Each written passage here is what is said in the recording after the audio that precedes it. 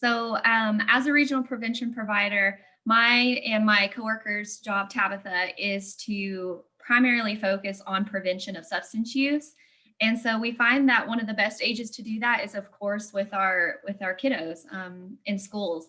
And so we have been able to partner with the Fort Smith school districts in the past and the Sebastian County Opioid Task Force.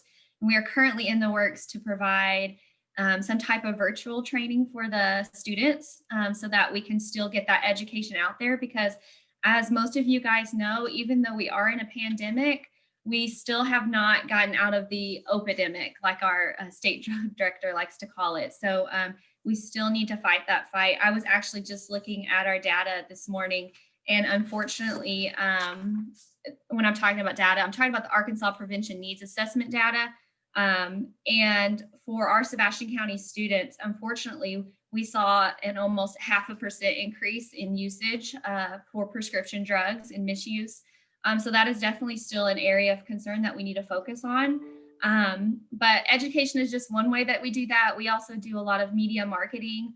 And then I actually have one of the things that we give out to the public to talk about the importance of keeping medications safely stored. So this is a timer cap.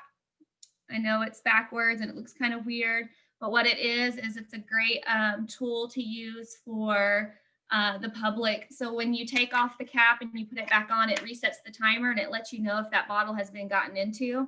Of course, that's not going to keep it safe in and of itself, but we also like to educate the public on the importance of prescription lock boxes. Now, again, a prescription lock box is usually about this big, so it's just something that is there to help create a barrier. We really like to focus on minimizing the access to these prescription drugs and opioid drugs.